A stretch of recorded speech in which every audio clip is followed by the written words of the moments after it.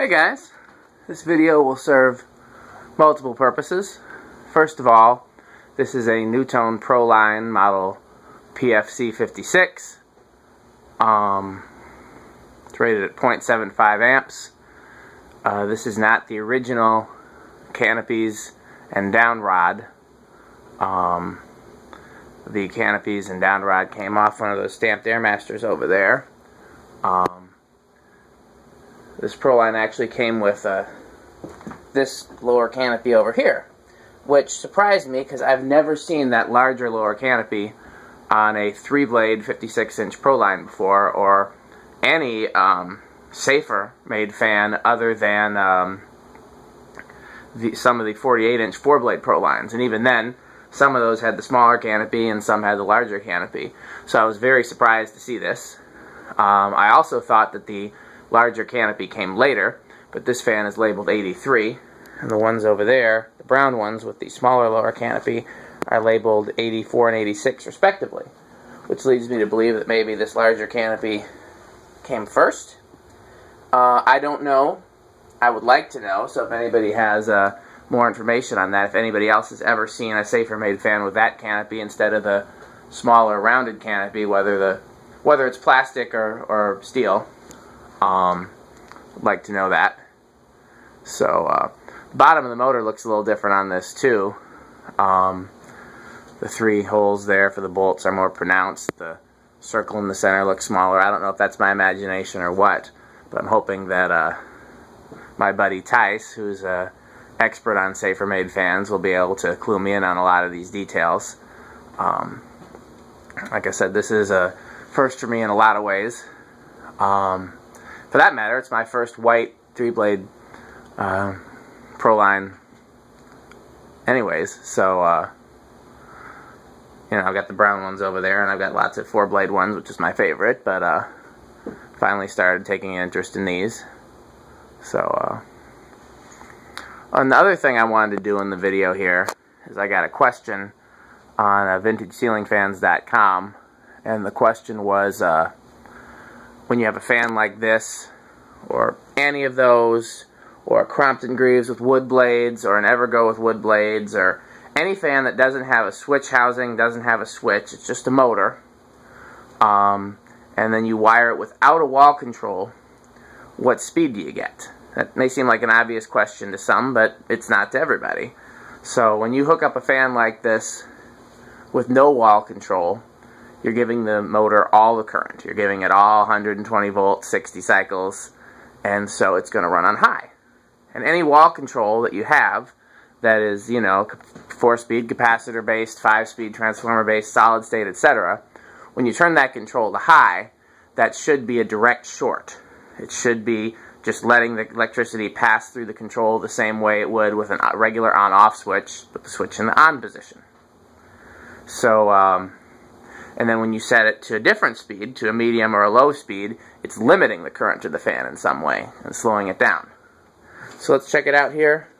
We'll just plug it in direct. So let me set the camera down for a second. Can you see the fan? That's a better shot than anything else. And I'm just going to plug the fan directly into the power supply with no control. And in doing that, it's drawing 0.69, now down to 0.68 amps.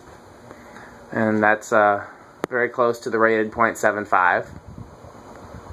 And it's going to go on high. It's taking a little bit of time to speed up to high, but that's what we're going to get. We're going to get full speed high. Okay, I'm going to stop it because we're going to go through all the speeds with the control. So the first control we test it with is a capacitor-based control. That's my 4-speed Fastco control that I use in pretty much all my videos. And what that control is doing, in high, it's sending the current direct to the fan. There's nothing in the way. It's just taking the current in the control, putting it right back out the other side, and changing nothing. On medium-high, it's sending it through 2 capacitors, a 5 and a 10 microfarad that add up to 15. So when you have it set to medium-high, the fan is getting current filtered through 15 microfarads of capacitance. which changes the phase enough to slow the fan down. It doesn't actually drop the voltage to the fan, but it changes the, and I might be explaining this wrong, but this is the best that I can do. Instead of 60 cycles, it's dropping it to different different cycles so that it is going slower. And then when you have it set to medium-low, it's going through a 10 microfarad capacitor, which is dropping it further. You have it set to the very lowest speed, it's going through a 5 microfarad capacitor, which is decreasing the phase even further. And so each subsequent speed is limiting the current to the fan in some way, so that it is in fact going slower. So let's try it with that control. And it's down here. Here's the 4-speed capacitor-based control. So we're going to turn it all the way to the lowest speed, which is the 5 microfarad capacitor. So what we have here is just the equivalent of if you wired a 5 microfarad capacitor in series with the fan. And let's bring that over here. Everything got moved around a little bit.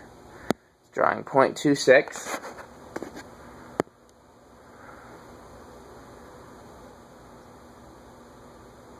Now I'm going to turn it to medium-low, whereupon it has a 10 microfarad capacitor in series with it, and it is drawing 0.55 amps.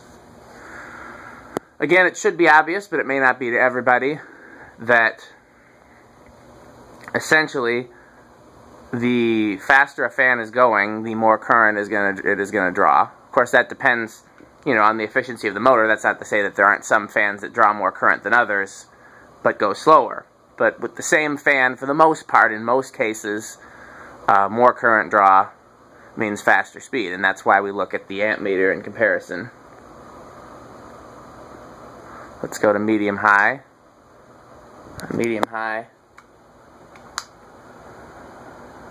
Oops, where are we at now?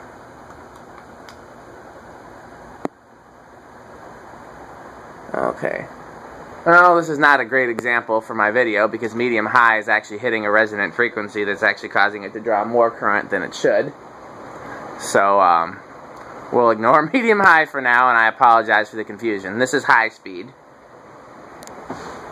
I talked about resonant frequencies in other videos, but it disrupts the simplicity of what I'm trying to teach here.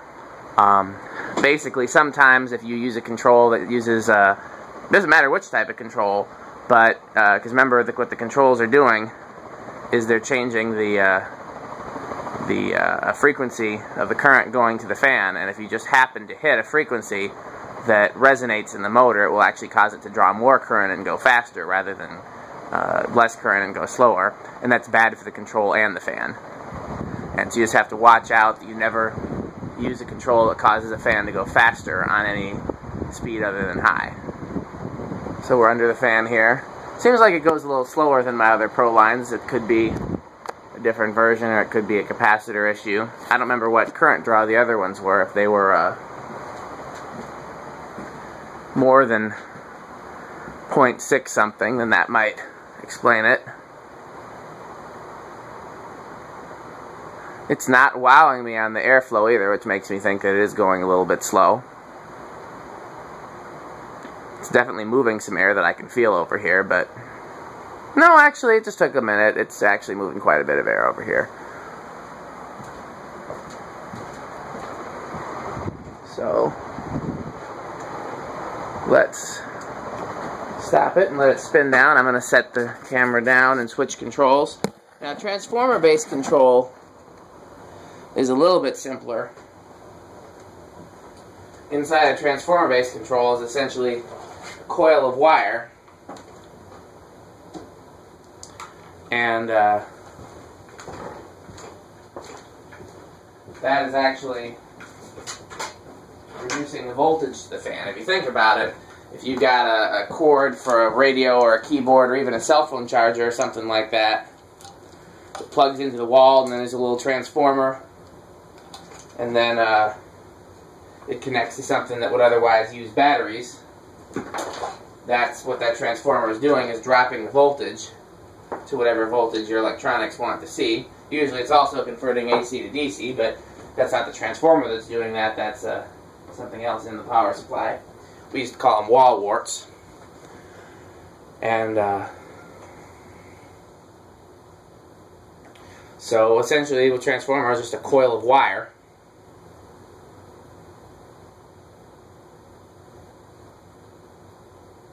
And so that's what's happening here inside the transformer-based control that I test. So theoretically what it's doing is on high it's giving it a full 120 volts. On, you know, speed 2, it's got 5 speeds. The medium high, it's giving it less than 120. On speed 3 it's giving it less still, 4 less still, all the way down to 5. So let's start on 5. Again, this is we're drawing 0.25 amps.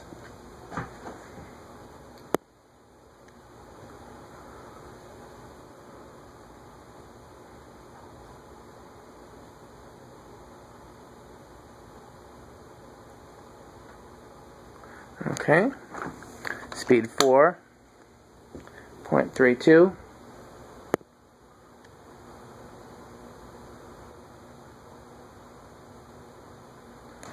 Speed 3, 0.39.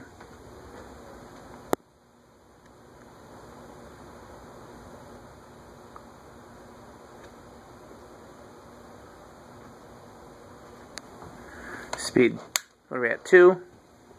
0.45.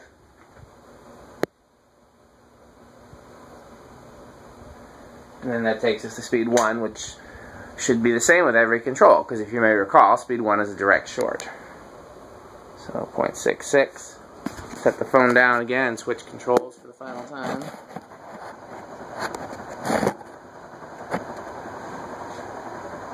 Takes a little time to get up to speed. So the last control that we generally test with is a solid state variable speed control. And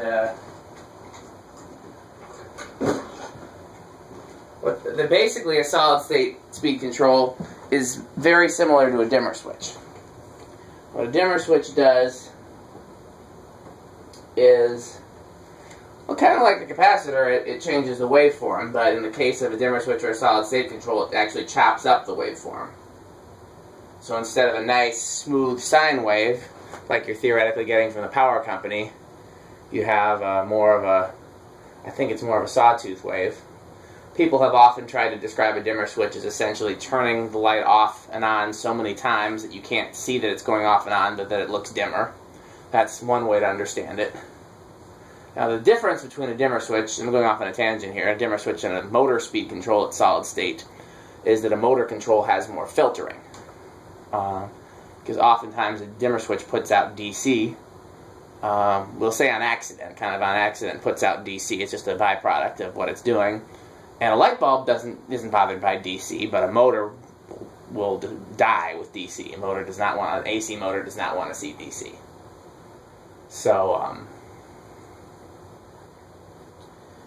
anyhow, so it's basically the solid state speed control is doing more or less the same thing the capacitor is doing, but it gives you an infinite range of speeds and less cleanly, hence the buzz. And that's my best halfway layman's explanation that I can do. It's not 100% perfect, but hopefully you guys know what I'm talking about. So, starting here, we're on the lowest possible setting. I'm going to inch it up.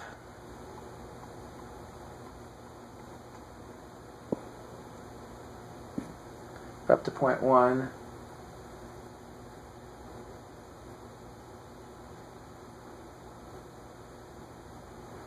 0.14,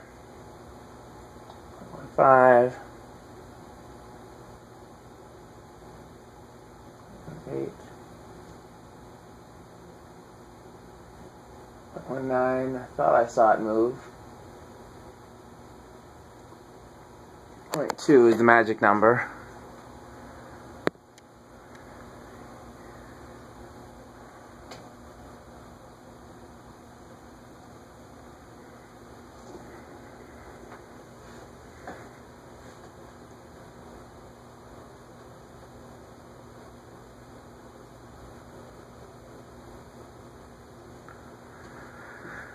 Now theoretically, the best way to control speeds on any motor would be a variac. A variac is literally a variable voltage power supply, and it's clean, and what you're doing is you can literally set what voltage it puts out. But variacs are insanely expensive, so they're not necessarily practical for, you know, somebody having one in their wall or something like that. Okay, let's go up by 1/8 of a turn, takes us to 0.28. Not a big difference in speed there. Another 1/8 takes us to 0.37.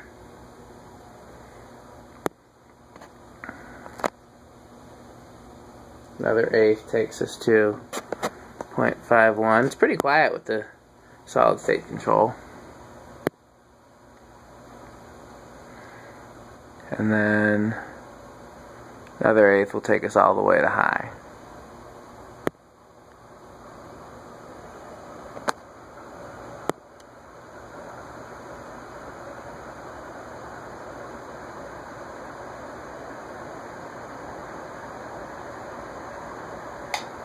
Okay.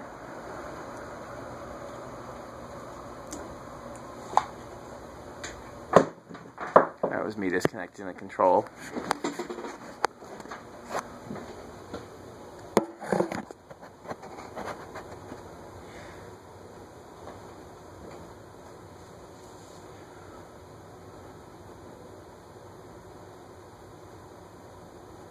It does seem a little slow to me, so I am going to check the capacitor in there. Just make sure that it's not drifted. If it turns out it is drifted, then when I replace it, which won't be till another day because I don't have any spare capacitors with me. But if I do replace it, I will do another video.